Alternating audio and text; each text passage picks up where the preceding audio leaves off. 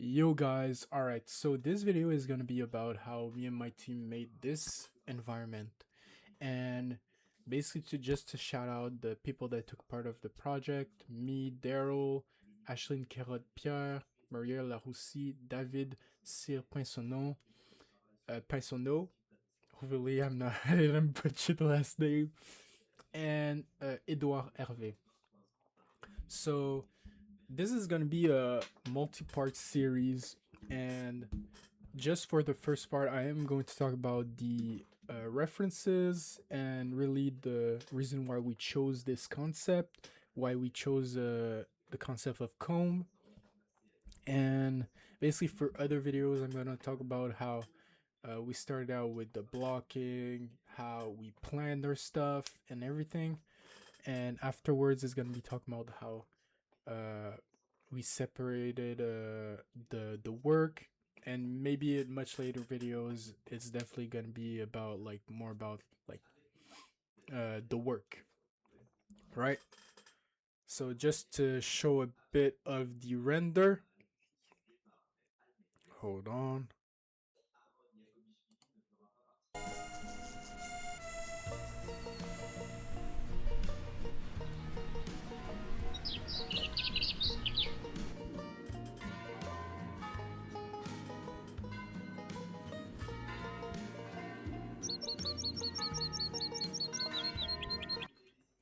So basically this project was a school project, and I feel like school is really the best moment where you'll have the chance to really try out the things that you want to try.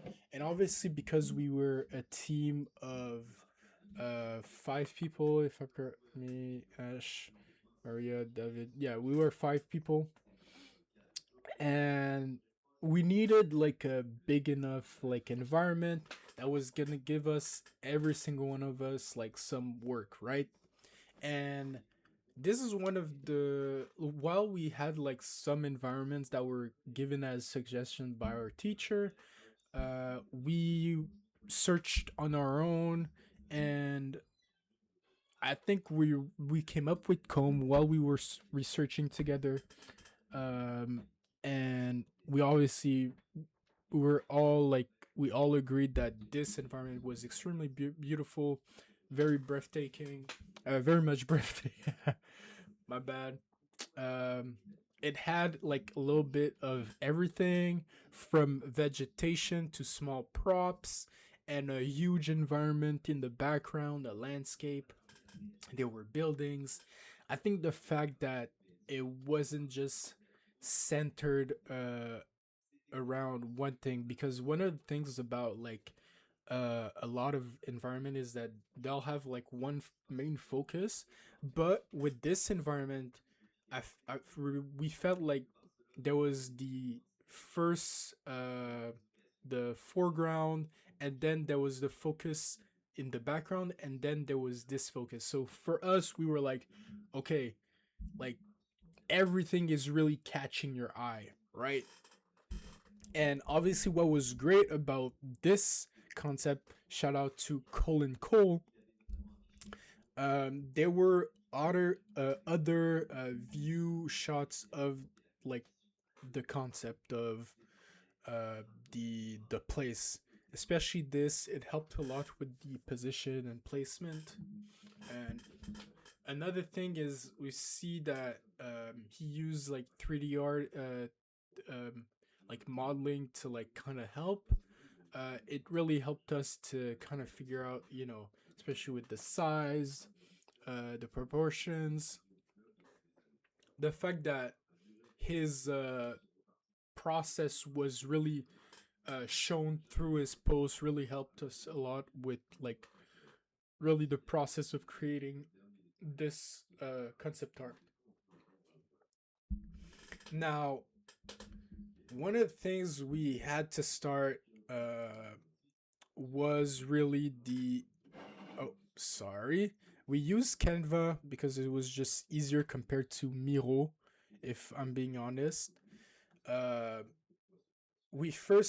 obviously it was an assignment by our teacher, but we first started by making out the shapes of the primary shapes, the secondary shapes, and the tertiary shapes. This work was really important for the composition. That was the main focus of the of I guess our homework or project. So we had to make out like what were the main big shapes, the main things that we were going to prioritize immediately, then the secondary shapes for later, then tertiary shape for the end, right? And obviously to kind of get like overall view of what we think is like the bigger shapes, secondary shape and tertiary shapes, we all individually did like our own like analysis. And basically with all of this, with all like five of the members doing their own analysis, we did this final one kind of showing basically we kind of realized how like this concept art had so many like three different main focus. And so we basically not just separated in like primary shape, but we also kind of separated in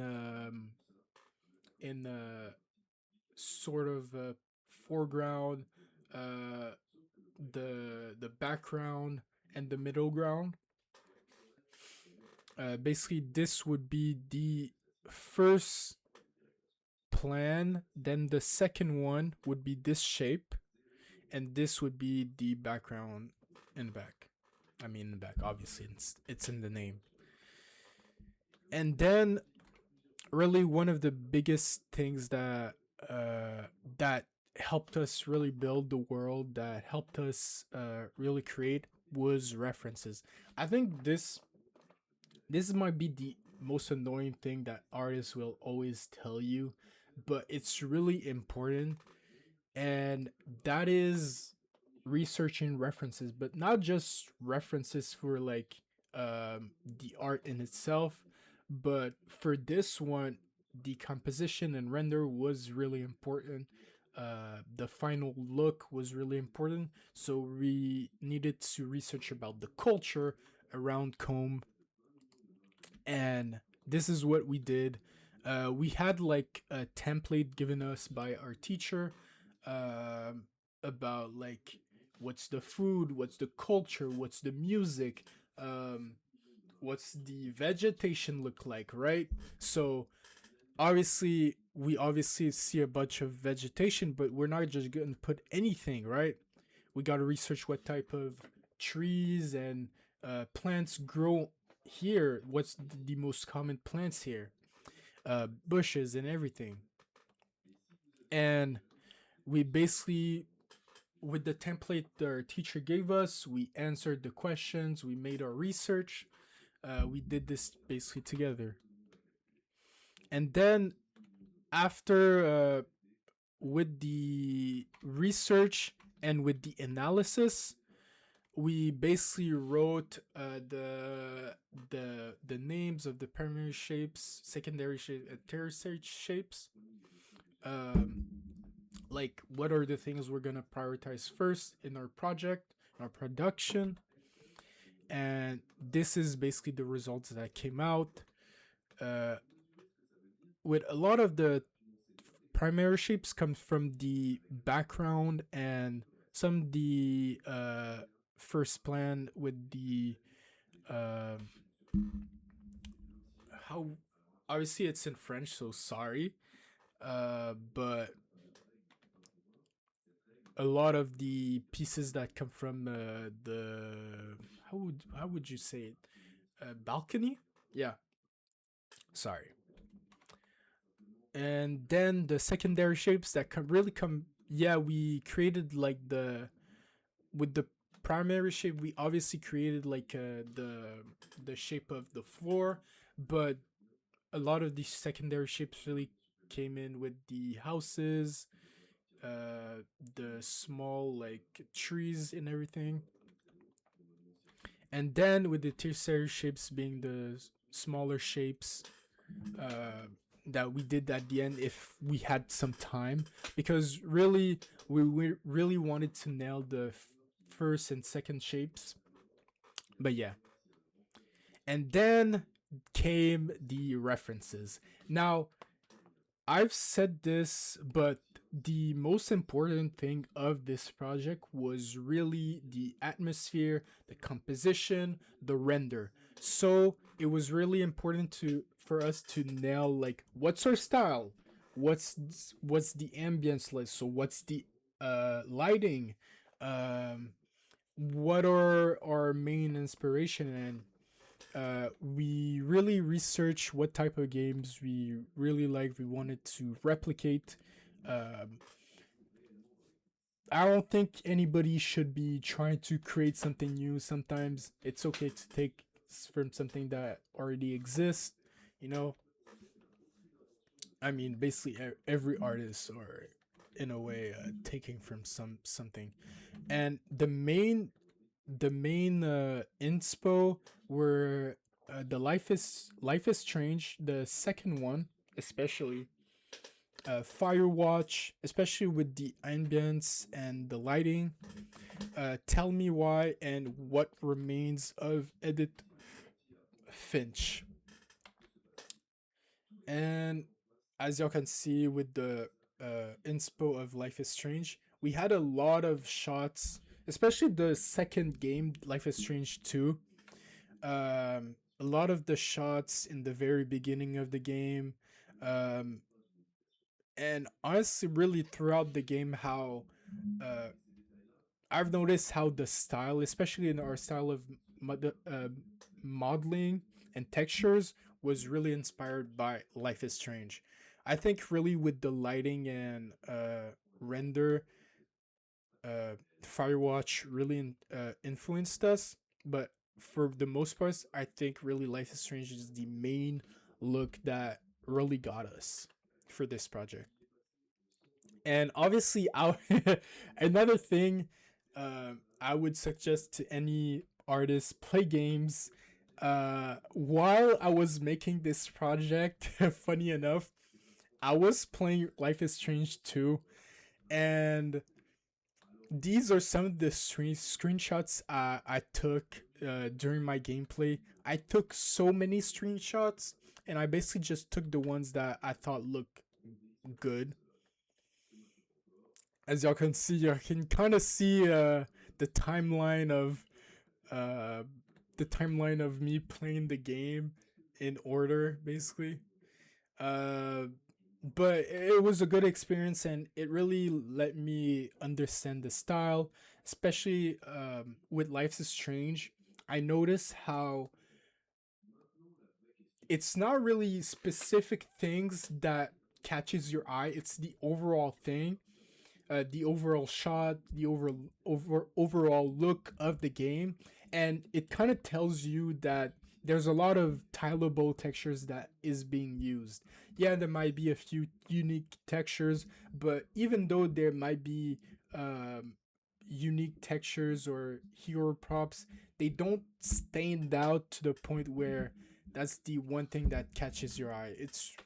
It's really the overall shot that you really notice. Um, Now we didn't just research with these games. We also made like research on other games that we might not like take inspo with the lighting and atmosphere, but we really wanted to make clear to the entire team, to each other, that what's our style. Like, is it gonna be realistic or semi-realistic, or is it gonna be stylized? And most of our inspo was really stylized, especially in the textures. Like the proportions of the modeling might be a bit realistic, but for the most part, a lot of the textures is really stylized. And then we took some, even though we wanted to make something that was stylized, it was still important to have some real life references, because at the end of the day, the concept is still like more on the realistic side than the stylized. The proportions and everything needs to be real, needs to feel real. This is why we took a lot of reference in the textures to kind of take inspo. We also took a lot of not just for inspo of real life for the textures, but also the size of everything, like how tall is a pergola compared to like a small table. I think kind of getting every angle and view of an object is important. And obviously there was also a lot of reference of lighting. Now for the reference of lighting, it changed over time, uh, especially when you get into production. Yes, stick to the plan, but don't be afraid to kind of uh, be flexible in a way, because yeah, we did try this look of lighting, but later on, it wasn't me, but Ash tried out different style of lighting, where one was a more sunset, and then sometimes you return to the daylight. We, even though this was our main plan, we still tried out different things though. Hold on. I think this is about covers our entire how can I say a step of pre-production.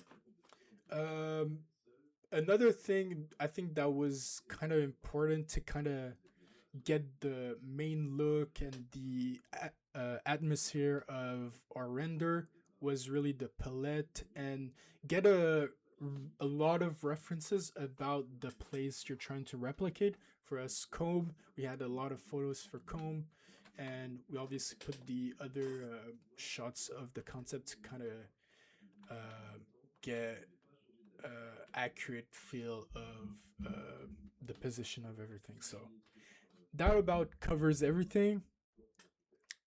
The last step that was extremely important, and this is being organized. I know this is the most boring part, but it makes your life so much easier, especially if you work in teams. If you work in teams, you need to make sure that everything that you do is known by everybody. So having a common place where everyone will like join and like know when something is done or not is important. I made the Excel, and I made different like steps of in progress, it didn't start, and it's over, right? There was a slide of notes, and we had obviously the different people that were working, and the different groups. Like, is this a prop? Is this an infrastructure? Or is this an organic thing, right? And but honestly, the most important part of this, aside from like the naming and who's gonna do what, it was really the timeline set out from write the steps, make sure that you put every date, and really make sure that everyone fills out like when do they plan to start something, when do they plan to finish that very thing. I think that was the most important part, and I think that about covers what you need to really start a project correctly. So this ends the video. I'm glad y'all watched it. I hope y'all were very much informed and entertained at the very least. And thank you.